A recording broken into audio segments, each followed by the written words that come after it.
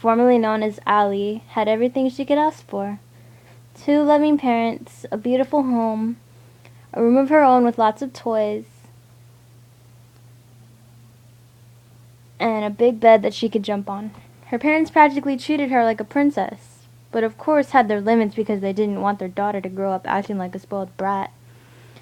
And to their success, Allie grew up to be the well-behaved, well-mannered girl she is today. A few months after her 6th birthday, Allie's mother announced that she was pregnant. Allie's father was overjoyed by the news, but as for Allie, she wasn't sure how to feel. Would her mom and dad love this new baby more than her? Would she no longer be the baby of the family? As she thought about this, her dad noticed his daughter's worried expression. He picked her up and started tickling her, but despite his effort, he couldn't make Allie laugh, and she pushed her dad's hand away. "Hey, what's wrong, Allie? Why is my princess so unhappy?" Allie looked up at him with her sad brown eyes filling up with tears.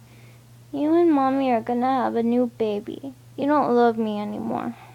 "Aw, sweetie, you know that that's not true," said Allie's mom as she smoothed her daughter's hair and rubbed her swollen stomach.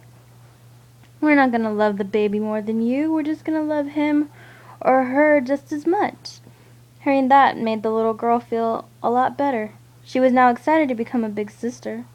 Soon enough, the months passed by and the baby was due any time soon. Mr. and Mrs. Day knew that they couldn't take Allie with them to the hospital because neither one of them would be able to watch her. Not having any other choice, they decided to leave Allie with her Uncle Grady. Grady wasn't really related to either of Allie's parents, but he was such a close family friend to the family that he was considered like a brother to Mr. Day and an uncle to Allie. "Thank you so much for watching over her while we're away, Grady," said Allie's dad as he got Allie's things out of the trunk of the car.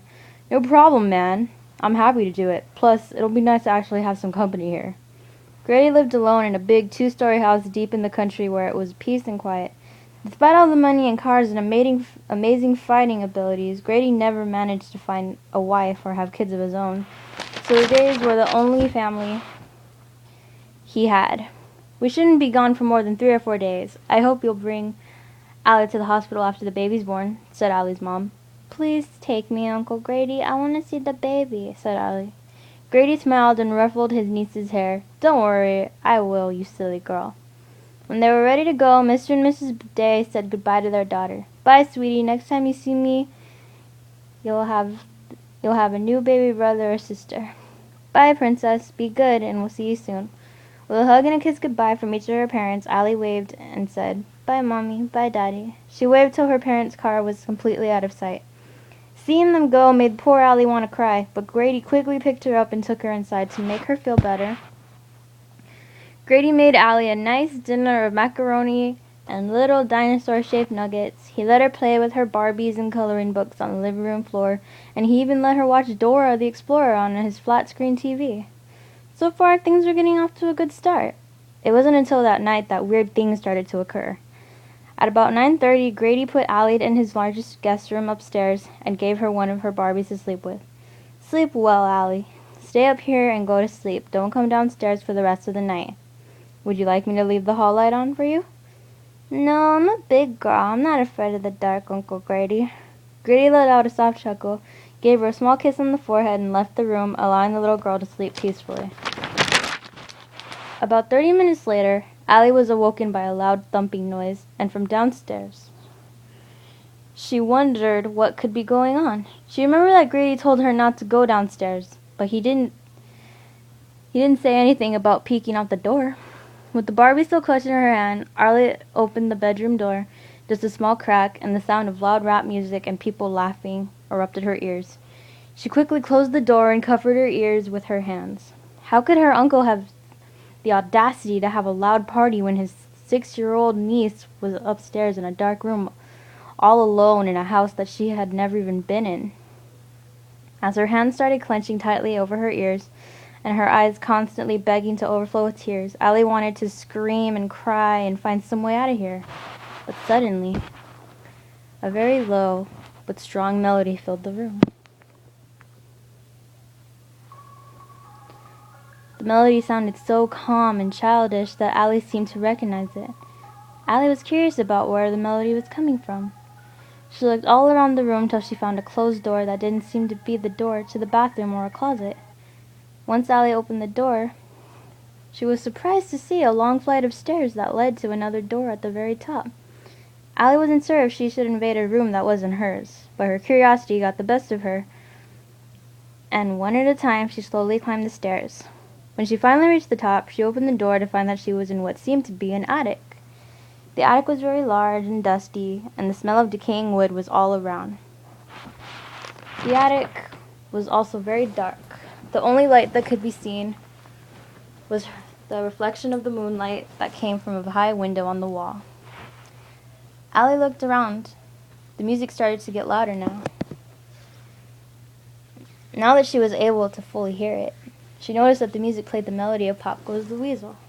Allie remembered the song so clearly now. This was the exact same melody that would play over her crib when she was a baby. It had been one of her favorite songs ever since.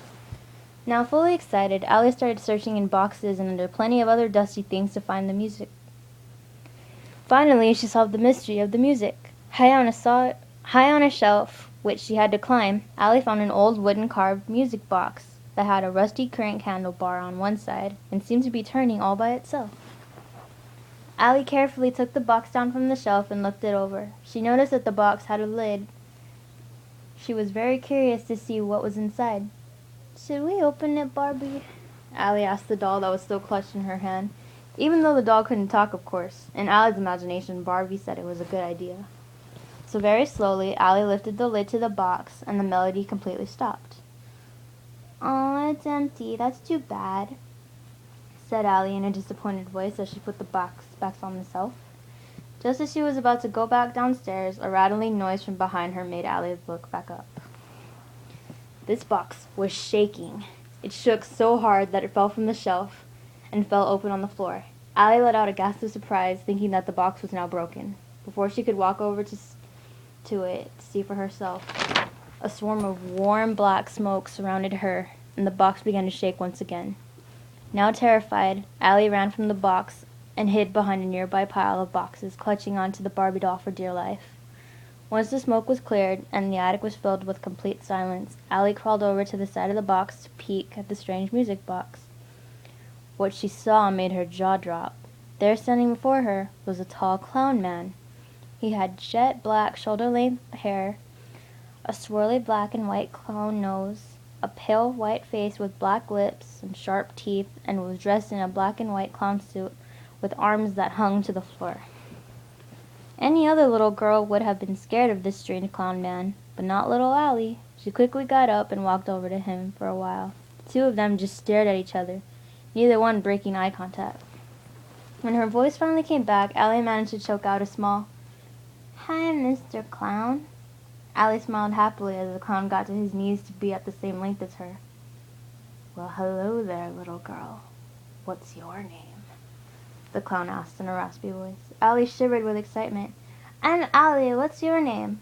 she asked in a happy voice. "Oh, Allie, that's a lovely name. My name is Laughing Jack." Allie giggled. "That's a silly name. A silly name for a silly clown." Jack cocked an eyebrow at the little girl. Why wasn't she afraid of him? It was obvious that he wasn't exactly friendly looking, and most kids her age were afraid of clowns. But she was just so cute and seemed happy to see him that it actually touched Jack's cold heart.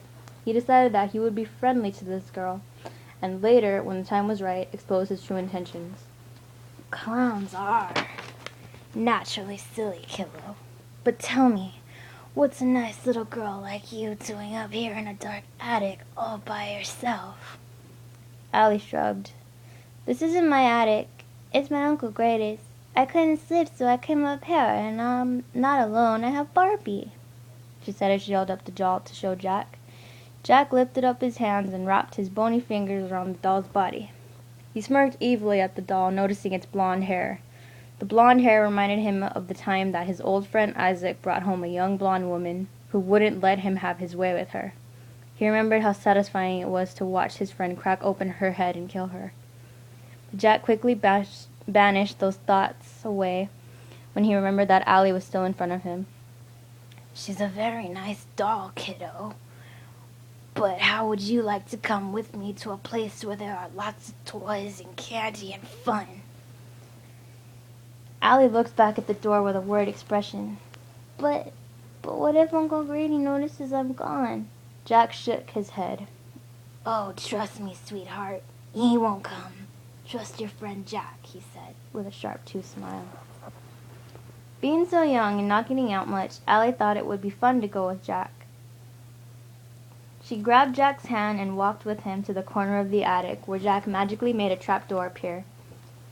When the two of them stood on it, a trapdoor opened, and they both started falling. Allie let out an ear-piercing scream, and as for Jack, he just chuckled a loud maniac laughter. His laughter was soon joined by Allie, who realized that they weren't falling anymore, but they were indeed sliding down a swirly fun slide. When they reached the end of the slide, the two of them landed in a big, multicolored ball pit. For a while, the two friends laughed as they threw balls at each other. Balls flew back and forth almost as if they were colorful gumballs raining from the sky. But in the middle of all that playing, Allie noticed something that scared her. The poor girl was sinking into the ball pit. Allie started to panic. She tried walking and picking up her legs, but her feet kept sinking deeper and deeper. Jack, help me, she screamed. Soon the balls were at her chest, and she was sinking deeper. When she was sure that she would soon be at the very bottom of the pit, Allie started to cry.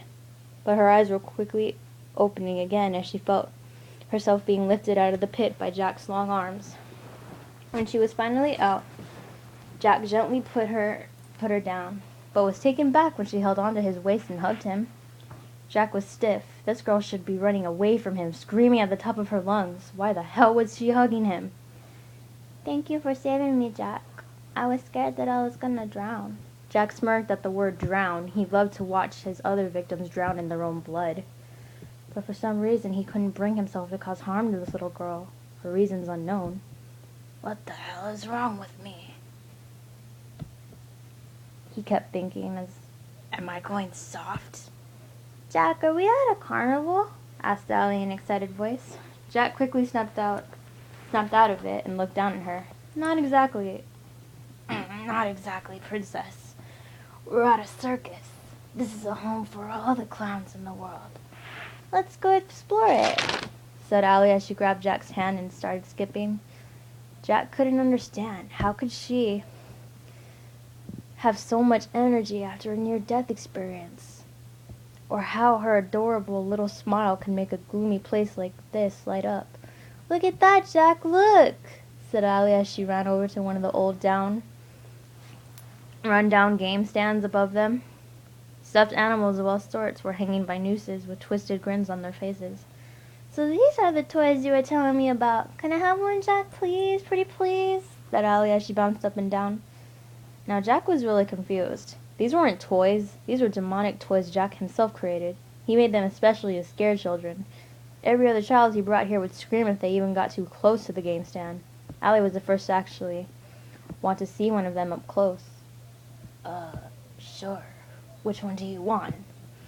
Allie looked above her till she saw a little stuffed clown girl doll, who looked a lot like her dear friend Jack. That one, she said, pointing to the doll. Jack lifted his arms till both his hands were on the doll. Once the doll was in Allie's hands, she held it up to her and next to Jack's face. She looks just like you, Jack. Maybe she's your little sister. This made Jack curious. What's a sister? He asked. She's someone who's part of your family, like your mommy and daddy, Allie explained. Jack started to get annoyed, but did his best to try to stay calm. I don't have a mommy or a daddy, or this thing you call a sister. Even though he tried to hide his anger, Allie could still sense it by the tone in his voice. She looked down with a sad face and played with the doll's hair. I'm about to have a little brother or sister. And this caught Jack's attention. Oh, really?